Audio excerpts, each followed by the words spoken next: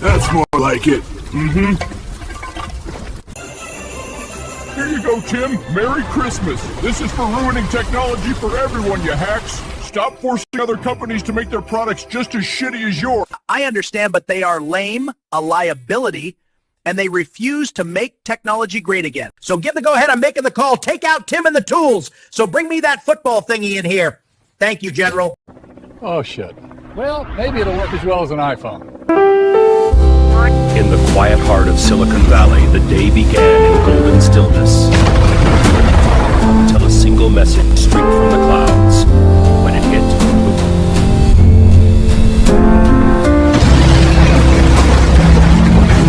I see stacks of green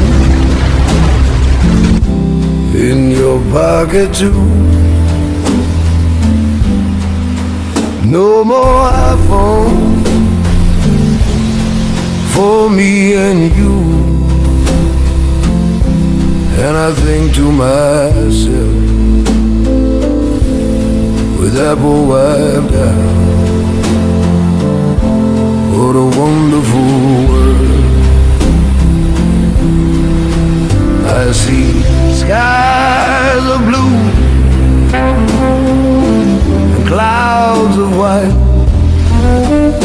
Now my tech can just work, not fight me all night. Then I think to myself, with Apple wiped out, what a wonderful world.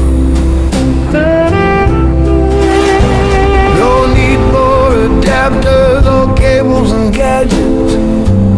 This is Hamilton that road. And no de-innovation, no. That Apple's new logo is a mushroom cloud in the south. And I think to myself, with Apple wiped out, what a wonderful world.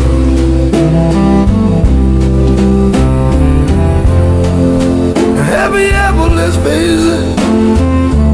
People going by without the extra strain of dragging Apple's ball and chain. Without the nonsense causing them such pain. I see friends saving grand, saying I'm saving too. They're really saving. So how about you? Isn't life more pleasant now that Apple is through? I hear babies cry, I watch them grow. They'll learn much more than Tim could ever know. And I think to myself, with Apple wiped out, with I think to myself, what a wonderful world. Silicon Valley, the day began in golden stillness. Ooh, yeah. Until a single message streaked from the clouds. Yes, I think to myself, what a wonderful world this could finally be. Oh, yeah.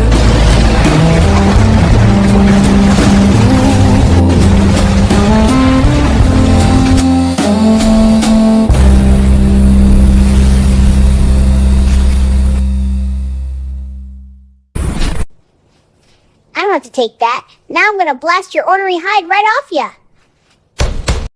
Just imagine tech that worked the way you want, not the way they want. Imagine user-friendly, highly customizable technology that worked with you, not against you, not to control or manipulate you. Yes, think differently. Think, With Apple wiped out, what a wonderful world it could be. So let's face it, when you dumb your company's products down on purpose, just to guarantee a continuous profit for yourselves, by knowingly making the customer experience worse, by not innovating with new technology, but rather taking away or withholding features just to force customers to pay even more and more just so they become dependent on your company for every little scrap while bleeding the customer dry. Well, that's not innovating, that's not competition, that's not even having a shred of morality or good faith. No, my dear, that is what we call being a leech. And, well, no customer wants to walk around with leeches all over them. So eventually, what happens to leeches? They get burnt or suffocated until they go away or they die.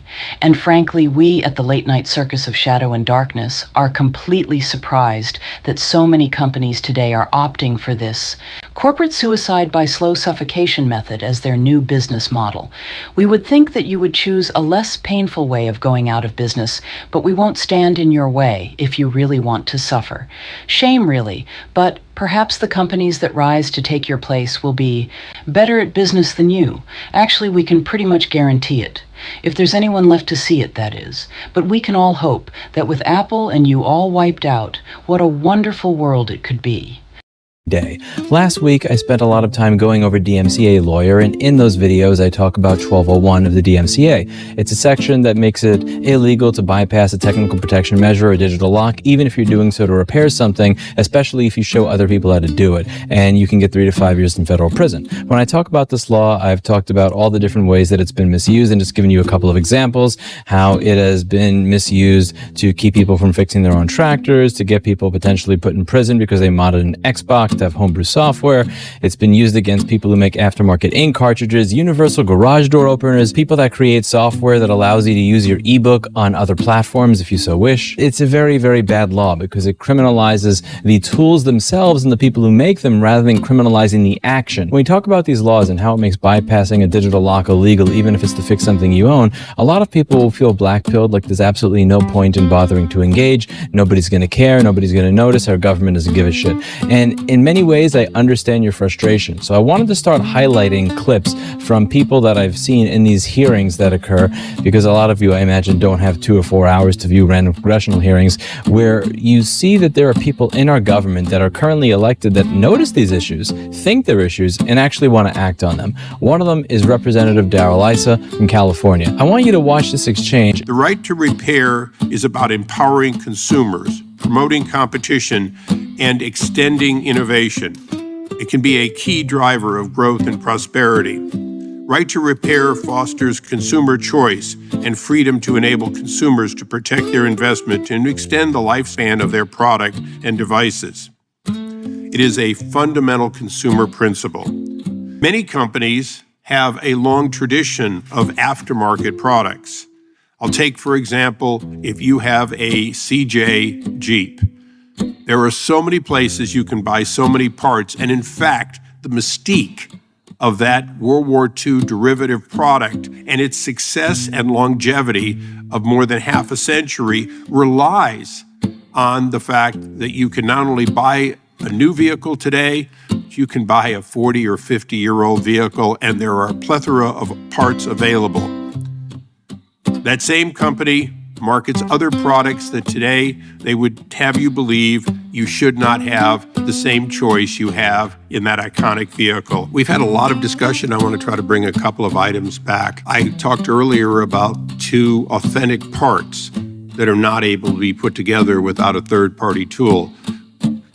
Of the 5 of you, does anyone defend the authentic parts bought and paid for by one or more individuals from being continued to be used and put back together somehow as a right of the manufacturer to prohibit? Yes. Anyone? Mr. Hartline, I had a hope that you might. You were looking at me, so I'm trying to understand. So this is like a re-authentication thing. So like exactly. If you, as Mr. Roberts said, if I take this phone, which has a dying battery which needs replaced, and my other phone, which has a cracked screen, and I go in and say, could you make one of them work for me, please? Put the good battery in with the display or vice versa. Both of them have a chip interface designed to stop them from being put in. As a matter of fact, even though the battery's authentic, if I simply put it into a different one, it will tell me and it will give me an error code saying it's not an authentic battery every time. I love Apple. I've consumed a tremendous amount of their products, but that is deliberately designed, even with authentic parts, to prohibit the reuse. I think there's a lot of business reasons why they do it, including security. And I know it used to be, you put your thumb on the thing to open it up. And so they wanted to make sure that people weren't able to replace it to break into people's phones, and all of our personal information's in the phones. But I understand that Apple in particular, you don't have to go to the Genius Bar anymore, right? They have a repair program. They'll actually send you the parts. They'll sell you the parts. They'll send you the tools. It's the exact same tools that the guys in the Genius wait a second. Bar have, right? The only question before us is whether it's Apple, and I don't want to talk about Apple particularly because each of these companies is different. But if I remove from my BMW, at least during certain models, I remove the radio, unplug it, and then plug it back in simply because I was fiddling around with the dash, I now have to go back to the dealer to reinstall it. Similarly, the transmission example, I've got two John Deere tractors. One's got a busted engine, the other's got a busted transmission. Currently, they will prohibit you from moving the transmission from one to the other. From a standpoint of intellectual property, where in God's green earth or the Constitution are any of those designed to be rights that belong to the manufacturer rather than rights that belong to the owners of those two John Deere tractors?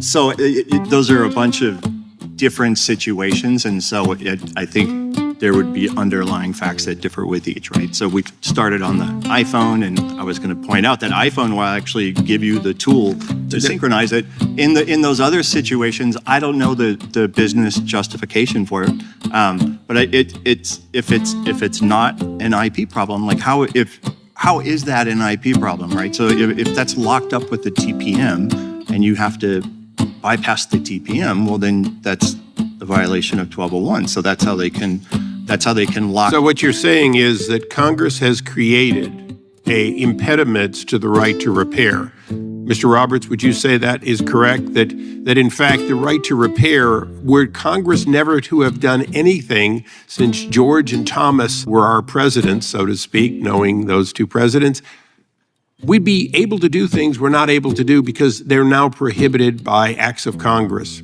Yes. I think it's great that he noticed this, and I hope that more politicians start noticing this, because if they do, maybe one of them will finally act on it. And I have a feeling, but let me know in the comments down below, that if somebody does act on this, if somebody says that bypassing a technical protection measure or breaking a digital lock for the purpose of repair is no longer illegal, that there's nobody on either side of the aisle, for ordinary Americans, that are going to say, how dare you? I can't believe you made it so that I could make my television work again if the software disables a feature, or make my thermostat work again if Google disables it. How dare you? That's so bad. I think that whatever politician comes out with something that pushes back against this in any way, shape, or form, if they're serious about it, will get a lot of public adoration and a lot of public support. I think maybe in the beginning it'll be short-lived. It'll be something that is within the niche technical communities. But once people within this explain the ramifications of this to normal everyday people, which is a part of my job, that it will be much more universal. And I hope to see politicians that realize how horrible this law is act on it into the future. I believe that the time is now. Every single device you own connects to the internet, and every single one of these things can be turned off with the flip of a switch at the company that makes it. And I think that's wrong. Seems like he does too. That's it for today, and as always, I hope you learned something. I'll see you in the next video. Bye now. In the quiet heart of Silicon Valley, the day began in golden stillness, until a single message streaked from the clouds. Oh shit. Well, maybe it'll work as well as an iPhone.